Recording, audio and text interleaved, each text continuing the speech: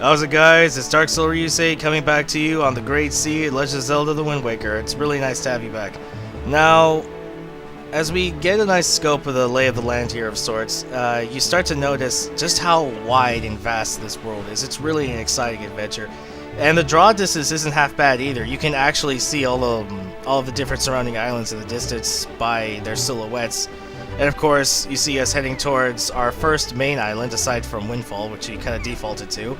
We can now sail on our own, of course, provided by KORL, or King of Red Lions. Now, unfortunately, our sailing is rather limited. We are still on a set path thanks to the story of the plotline. KORL will actually stop us and have us go back into the quadrants that lead to where we need to go. You see those white flag barrels right there. Those are overworld markers, if you will, for the quadrants or the boundaries for those squares that you see on our sea chart. There, on the horizon. This is our destination, Link. Dragon Roost Island.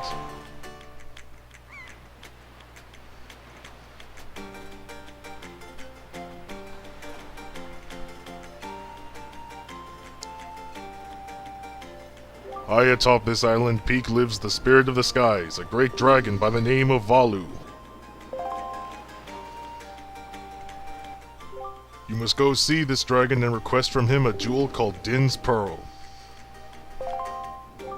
Ask the people of the Rito tribe who inhabit this island about how to see the dragon. Oh, I almost forgot. Wait just a moment.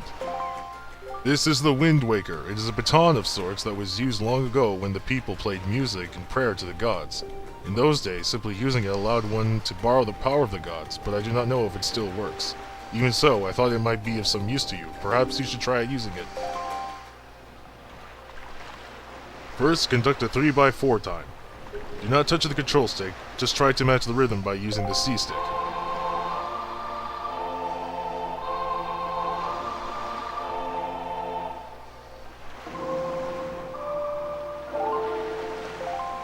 Very nice, that was splendid. Next is 4x4 time. Hold the control stick left to change the rhythm, then match the rhythm by tilting the C stick again. Just a little tidbit. I think this is actually an inverted song of one of the actual songs we're going to be learning in-game. I screw up here only because of habit. I was starting to actually play that song, so please excuse that. That's it, Link. That was not bad for your first time using the Wind Waker, not bad at all. You can also conduct with it in 6x4 time by tilting the control stick right. And with that, we finally attain the legendary Wind Waker. This item is extremely useful and especially handy during the glitch or speedrun playthrough for this game. We can equip it just like any other item, and of course we're going to be seeing a lot of use for this baton. However, you can see it be equipped there right now. I'm actually going to show off a little bit what it entails, especially the 6x3 time. There it is right there. You can notice the change in the tonality of the notes between 3x4, 4x4, and 6x4. So yeah, we are going to be seeing a lot of use for the Wind Waker, but not quite yet. I know it's kind of weird. They give you the Wind Waker right now, but you don't actually need to use it until you're already done with the first dungeon. And depending on how it is with the first game, that could be a while actually. So it is rather interesting how they just gave it to you so soon. But they will remind you, oh, by the way, you remember that really key item? Yeah, you know, the item whose name is in the title? Yeah, you need to use that now. So yeah, whatever. Now, we don't have bombs yet, at least as far as items are concerned. You notice we have bombs provided by nature. These are flower bombs, as their name would entail. They blow up. Now, you can, I'll get to the bomb handling mechanics when we actually get our bombs a little bit later. But in the meantime, we need to clear a path from these boulders. Now, just as a little note, during the glitch playthrough of this game, ow, I keep doing that. During the glitch playthrough of this game, we really want to not blow up these boulders, but of course that'll be then and this is now. So this is the normal path you need to take. We of course have to clear a path of the boulders, use the bomb flowers, and just sidle across this gap here. Now, unfortunately, although I was much younger then and a little more naive about games, again, this was also my first Zelda, so I wasn't too used to possibly some of the normalities of navigating certain puzzles in Zelda.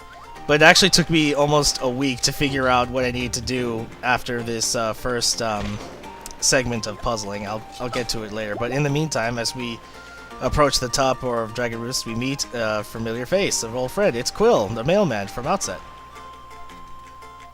Link. Link, is that you? It is. I'm pleased to see you're okay. I must say, you traveled far for one with no wings. And your sister, is she... Is that so? Well, don't worry too much. I'm sure he'll hang in there. I have an idea, Link. Would you like to meet our chieftain? I've told my people here about you, and all of us Rito are very concerned. I'm certain the chieftain will befriend you and lend you the aid of our Aerie. It's settled then. I'll fly on ahead and let everyone know you're coming. Come inside, Link. I'll be waiting. Okay, so this is actually the island home of the Rito, the bird people, who actually, we'll get a little bit to this a little bit later when we meet a certain Rito, actually. They're actually the descendants or the predecessors of the Zora from other Zelda games.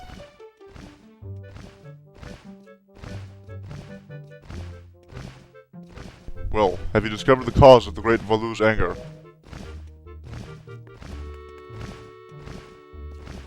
Ah, so you are Link, are you?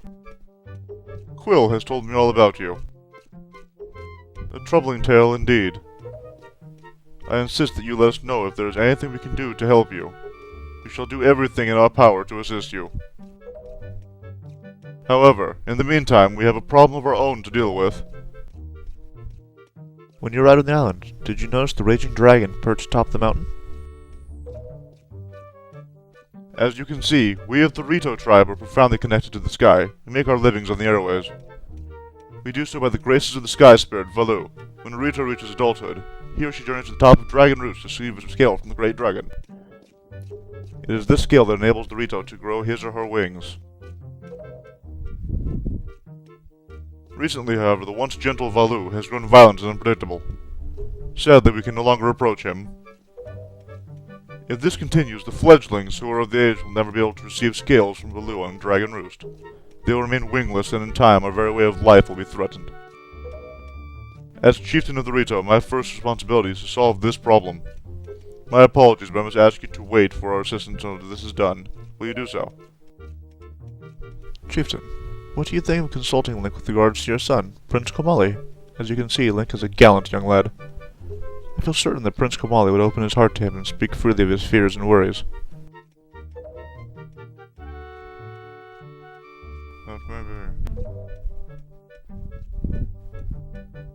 Let me be direct. My son Komali is at the age to earn his wings, yet he is weak in some ways, and in light of the current situation, he may just give up on ever getting them. What say you? Will you share some of your courage with my son? Will you meet with my son? I thank you. We shall do our best to solve our problem as quickly as possible, so we may better help you with yours. I have something I wish for you to give, my son. A young girl named Medli is holding it for me. Would you find her and take it? I'm counting on you. Here, Link, take this with you. Who knows? Might come in handy.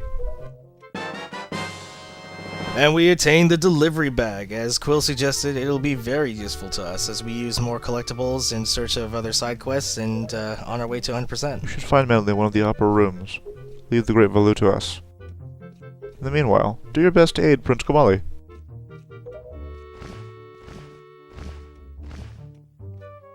Okay, so now, in order to find Medli to proceed in the plot, she is in one of the upper rooms. There are like 2 or 3 of them, actually. Actually, no, there's 2, but she's right over here. Something you'll notice in the center of her shirt is actually the emblem for the Zora, also the emblem for Nehru. Interesting fun fact there. Wow, you really do have green clothes and a strange-shaped hat. Another fun fact, the reason the text is green, of course, is because of our tunic, so it will change in New Game Plus if we were to do that. You're Link, aren't you? Oh, me? I'm an attendant to the Great Sky Spirit Valu. My name is Medli.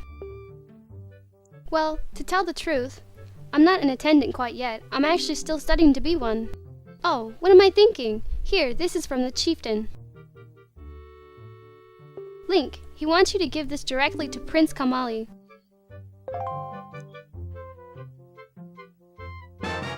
Now, because we're doing 100%, this would be the only instance of you actually needing to use the delivery bag. Otherwise, after this, to proceed the plot, you would never have to use the delivery bag again.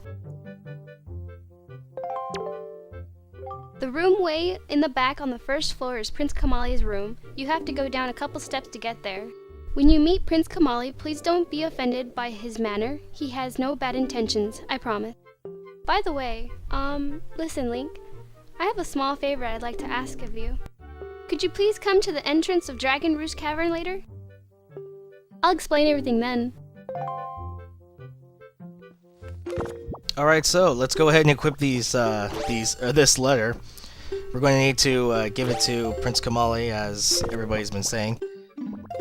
There's just an instance of me showing the... oh yeah, actually, I showed you that... because I had to record something, you'll notice that the spoils bag isn't there. So what we're going to do is after we give the letter to Prince Kamali to proceed the plot, I'm actually just going to do a quick jump cut of me going ahead and doing what I did in like the first video and get the spoils bag and everything we need in it. Now you'll actually notice, here's Kamali. In his hands, he's holding Din's Pearl. I actually like how Cosmo put this, and this is also why I don't have a voice actor for Kamali just yet. I just don't think it would be very complimentary. I can actually sum it up, just how he's being a brat, honestly. You can stop and read his text right there if you really need to. He's just saying about how, you know, he's being really depressed. I get how he can be upset, but yeah, like I said, he's being a real kid and a little brat. Cosmo put it best, as I was saying before. He's just being emo. We need his Dragon Ball, and he won't give it to us. So in the meantime, he's just gonna stuff his nose up at anybody coming to even remotely trying to help him, and just saying that they can't do it. Just as he says right here, he won't believe us until we actually solve the problem. Yeah, way to go. But enough about that. As soon as we're done here, like I said, we're gonna go ahead and get the spoils bag and then move on to meeting Medli in front of Dragon Roost Cavern, which is actually the first, the entrance to the first dungeon. So yeah, just unfortunately there are some. Yeah, I'm sorry. Like, give me a headache, poor guy. There are some stairways, of course, that you can't roll through just quite yet. I guess it's because of the significant polish. You'll notice that Link's legs and feet actually match the steps that he's on, so I guess the hitboxes are weird. Right here, you'll notice there's a little mini game that we can play for rupees at first, but actually, if we complete it all the way, all three steps, or either all three challenges, you actually get a item that we need to finish 100%. This is very simple. There's 6 slots here. You just have to match the mail symbol with the shelf symbol and complete a certain amount in a certain amount of time. Complete a certain amount of letters in a certain amount of time. First one's not too bad. It's like 20-25 seconds to get 10. We blow that away with 22. But of course, because it was rather simple, we get a low pay, get only 1 rupee for every 2, so we get 11. Not too bad. I only did that a little bit as well because just to fill our wallet as much as possible. We're at 198, so we only fit 2, so it'd be rather moot point to go ahead and continue that minigame. So there's a jump cut, and I already filled up our spoils bag of what we're going to need for a little bit, and get some bait in order to, that's going to be used a little bit later. So let's go ahead and go and meet Medli. Okay, so here is the entrance to Dragon Roost Cavern. It looks really dreary. Maybe Medli can explain what's going on. Hey, you actually came! I'm really sorry to bring you to such a dangerous place. I had to. I wouldn't have asked if I didn't need help desperately. You see this place? There used to be a spring here, surrounded by a beautiful pond. It was peaceful and lovely. But then the great Valu, he became so angry, and in his rage he shook the mountain, and this boulder crashed down, plugging the spring. You can see the result. Oh, but where's my mind? Tell me, how is Prince Kamali? Oh, that doesn't sound right. Not at all. I may be partly to blame for the bad turn that Prince Kamali's taken. See, Prince Kamali's grandmother was the great Valu's former attendant. She was an amazing woman. I was honored to have her as my teacher. She was kind and brave and unsurpassed in her dealings with the great Valu. I'm not yet worthy of being mentioned in the same breath as her. If only I'd possessed some of her strength, I'm sure Prince Kamali would have felt more secure. Link, I'm sorry to ask this, but I need your help. I want to go to the small shrine that's near the peak of Dragon Roost, but the ledge over there is so high. If I could get some wind under my wings, I'm sure I could get up there. So, will you help me? Of course. Ooh, thank you so much. Okay, pick me up. Then face the ledge and toss me. The atmospheric currents are really messed up, so pay close attention to the directions of the wind. Alright, I'm ready. Don't hold back now. Throw me as hard as you can. Now you can actually pull out the Wind Waker to have the wind face the direction. I suppose that's a little bit of a help, but you're better off just waiting for the wind. As you can see here, it turned right, now left, and then it's going to go forward, and we just go ahead and toss Medli up there. Oh, thank you. I think now I'll be able to climb Dragon Roost and meet with the Great Valu. Don't worry, I'll be fine. I may be just an apprentice attendant, but I can understand some of the Great Valu's language. I'm not exactly bursting with confidence, but look, if anything happens to me, please look after Prince Kamali. This is all I have to give you. I know it's not much, but please take it. And we get a really awesome underappreciated item. This is the empty bottle. It is very powerful indeed. If you have any qualms about that, ask Phantom Ganon. Oh, and please don't tell anyone I'm climbing Dragon Roost. It'll be our secret, okay? Well, good luck to both of us. Okay, so this is the part that took me weeks to figure out when I was a kid doing this the first time. You actually need to just use the empty bottle to get water, but for what reason I didn't know for a little bit. You can actually go ahead and use the water here. I thought for whatever reason that it wasn't any good water or that it was deep enough to actually get the water in. So what I would do is I would go all the way back to the beginning of the island, climb all the way back up, sidle over here, and not know what to do. You actually notice these dried out bomb flowers. So yeah, that's all you have to do. You just have to water them. Don't ask me why. It gets me all of those moments. There's something that seems so obvious when it's done. It took us like forever and a day to figure it out. So yeah, there was my little bit. And now that we have destroyed the boulder, the spring starts to come back, and of course we could swim over to the other side and go help Medli out, actually. So it kind of makes you wish that she kind of held off a little bit on charging in there. This is a pretty simple puzzle, if that. You just have to play a little bit of basketball. You have to get the bomb flowers inside the pots. It'll cause them to, or these statues to fall down, making another pathway for us. Now I tried once or twice to get this down here, but then I decide to go and do a little time saver trick. I will do one or two of them in this playthrough, of course, just to give you a little bit of a teaser of what the major stuff to expect during the glitch playthrough. Now I tried to do a bomb boost to jump over that gap. I fail miserably because the timing's off. I've clocked the bombs for about 7 seconds, so I get it here. Take a little bit of damage, but it's not really all that bad. And so, as we move along here, we enter our first dungeon.